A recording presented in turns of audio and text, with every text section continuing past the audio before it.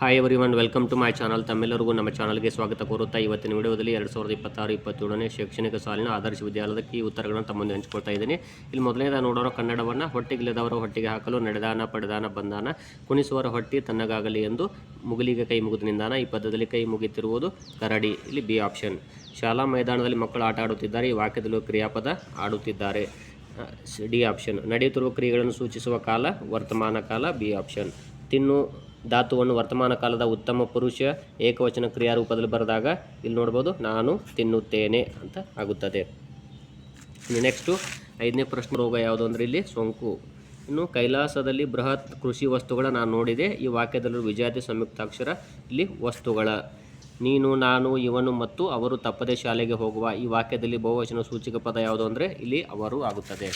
ಇನ್ನು ನೆಕ್ಸ್ಟ್ ನೋಡೋಣ, ಮಗನು ತಂದೆಗೆ ಬರೆಯುವ ಪತ್ರ ಯಾವುದಂದ್ರೆ ಇಲ್ಲಿ ವೈಯಕ್ತಿಕ ಪತ್ರ. D option.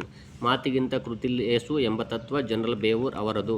ಈ ವಾಕ್ಯದಲ್ಲಿ ಬಳಕೆಯಾಗಿರುವ ಲೇಖನ ಚಿಹ್ನೆಗಳು ಯಾವುದು ಅಂತ ಹೇಳಿದರೆ ಇಲ್ಲಿ ಉದ್ಧರಣ ಚಿಹ್ನೆ ಮತ್ತು ಪೂರ್ಣ ವಿರಾಮ ಚಿಹ್ನೆ. A option.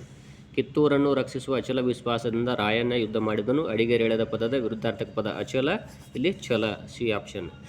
ಬೆಟ್ಟದಾವರೆಯನ್ನು ಮೇಲಿಟ್ಟು ಬಂದ ಹುಡುಗರೆಲ್ಲರೂ ಮೇಲೇರುವಂತೆ ಶಿಕ್ಷಕರು ತಿಳಿಸಿದರು. ಮೇಲಿನ ಯಾವ ಪದ ಬಿಡಿಸಿದಾಗ ಆದೇಶ ಸಂಧಿ ಏರ್ಪಡುತ್ತದೆ ಅಂದರೆ ಇಲ್ಲಿ ಬೆಟ್ಟದಾವರೆ. ಇಲ್ಲಿ ಎ ಆಪ್ಷನ್ ಆಗುತ್ತದೆ.